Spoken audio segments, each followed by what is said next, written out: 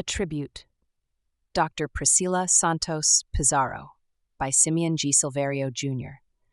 I first met Dr. Pricilla Santos Pizarro a week after I migrated to San Diego from the Philippines in November of 1982. My brother-in-law, thinking that I was bored, took me to a Filipino-American forum organized by the Filipino-American Student Association in the University of California in San Diego. The speakers were Robert Ricasa, a second-generation Filipino-American high school educator, and Dr. Pizarro. I remember Robert, who eventually became my friend, telling the audience the first time he learned the meaning of the word discrimination. We were fresh off the boat in the 1960s, and no hotel in San Francisco would accommodate us, a Filipino couple with 10 children, he told the bemused students, many of them children of the first-generation U.S. Navy recruits from the Philippines. Pricilla, whom I got to call Preci, discussed the mental issues affecting the Filipino-American community, mental health being her area of expertise as a faculty member of the UCSD School of Medicine. The two gave a lasting impression on me. I realized that San Diego had a lot of highly educated professionals like Robert and Pricilla. I knew then that the Filipino-American immigrants were giving more talents and expertise to San Diego than the benefits they reap by living in the land of milk and honey. Filipino Americans are what they call positive immigrants, giving more to the community than what they receive. They contribute to the well-being, development, and growth of the country. Through the years, I got to meet Pricilla in many community gatherings, sometimes as fellow speakers ourselves in many events in my capacity as publisher of a leading Filipino-American newspaper, the Asian Journal, which I sold when I retired after 33 years in the business last year at the height of the pandemic. 2 years ago, I got to know her family much more intimately when I was able to persuade her husband, Tony Pizarro, for me to write a book about his life since he and Pricilla were one of the most successful Filipino Americans in San Diego.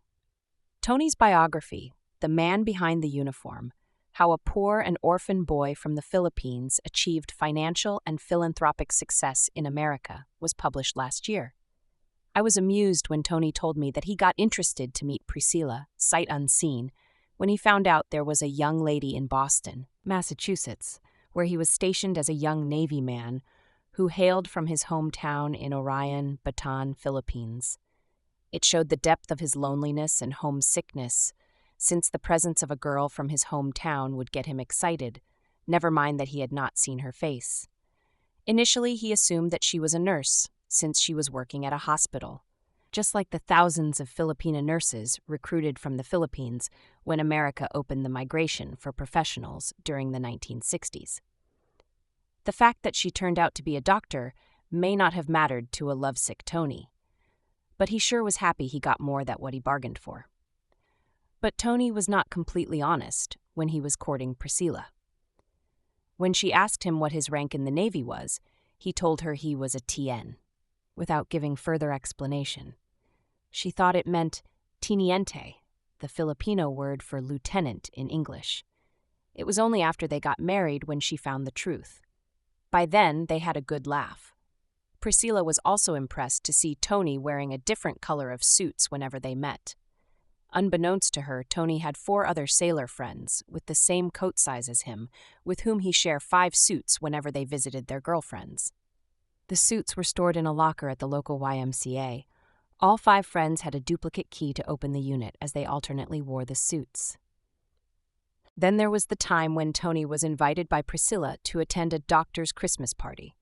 He accepted the invitation, provided he be introduced as a doctor. Whenever they asked me about the new medicine mentioned in the latest issue of the medical journal, I pretended not to hear the question and excused myself to use the bathroom. That way, he could stay away from the conversation and avoid being exposed. One Friday evening, Tony saw one boyfriend of a Filipina doctor at a YMCA dance. Tony and the guy tried to avoid each other, but later they could not help but acknowledge each other's presence. They had a good laugh when they realized they were both pretending to be a doctor. In the end, they agreed to keep their secret to themselves. But there were dark clouds looming in Tony and Priscilla's relationship. Back home in the Philippines, it was a common practice then for people to sweep their yards in the morning not only as a form of exercise, but to gather dried leaves on the ground into heaps and burn them so that the smoke would kill the pests on the crown of the trees so they would bear plenty of fruits. One windy morning, the embers from a fire lit a house, causing a conflagration that burned almost a whole barrio. Tony's father, who was a village official then, was tasked to investigate the catastrophe. He concluded that the fire started from the household of Pricilla's family.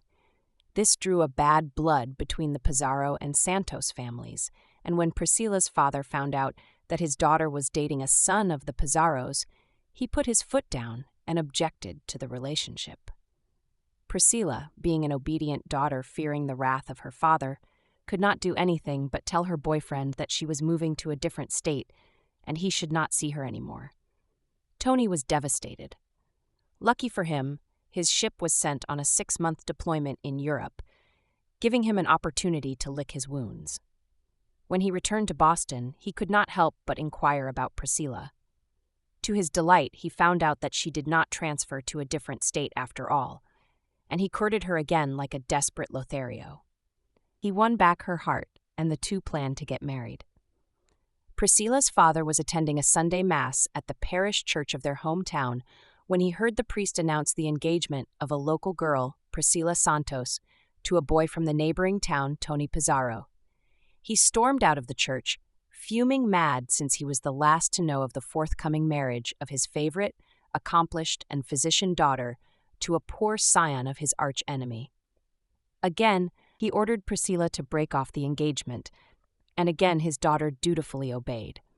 But this did not prevent Tony from pursuing the object of his affection. He persisted in courting her until she again accepted his marriage proposals.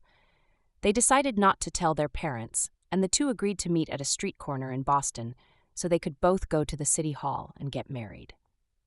As fate would have it, the groom waited in one corner while the bride on a different corner, and the planned wedding did not materialize again. For the third time, Tony once again asked Pricilla to marry him. To make sure that Pricilla would not be a runaway bride again, he brought with him some reinforcements: his brother Ernie and their 2 cousins who helped persuade Pricilla to reconsider her decision. Getting married to Pricilla on June 23, 1962 is one of the happiest days of Tony's life. By then, Priscilla's father had no choice but to accept the fate of his daughter, especially when he was shown Tony and Priscilla's fruit of their love, their firstborn baby Gerald. In pursuing Pricilla, Tony must have taken a page from the slogan of the prominent sweepstakes agent in the Philippines during the 1960s, Manuel Yue. The winner never quits, and the quitter never wins. Being a Navy wife is quite a bit of a challenge. One has to move with her husband when he is assigned to a different station in any parts of the world. Some wives would have to sacrifice their careers. They would always start from the bottom whenever they sought employment in a new town. Others would just give up and would be forced to stay home to take care of their children. For Pricilla, the stakes were higher since, as a medical doctor, her job has a bigger financial consideration to give up. To top it off, she had to take a state board exam when she transferred from one state to another to be able to continue to practice medicine. But no problem. She aced all the exams she took, earning her California license when Tony was assigned in Long Beach. Getting employment was no problem also. She was able to get employed from the Los Angeles area to San Diego, depending on where Tony's assignment would be.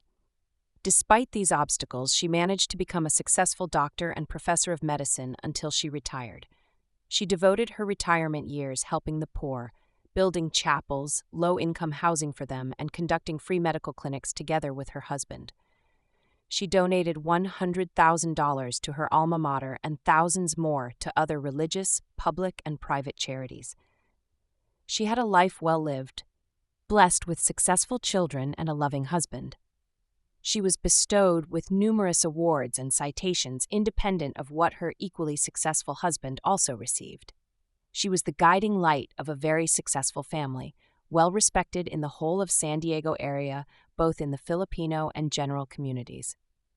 With all her success, it's no wonder that Tony Pizarro doggedly pursued the love of his wife, Pricilla, despite suffering many setbacks. The latest was when Pricilla passed away last November 3, 2021, after 59 years of being married to Tony. But their separation is only temporary. Judging from the kind of life they both lived on Earth, they will surely be reunited in heaven and resume their love story.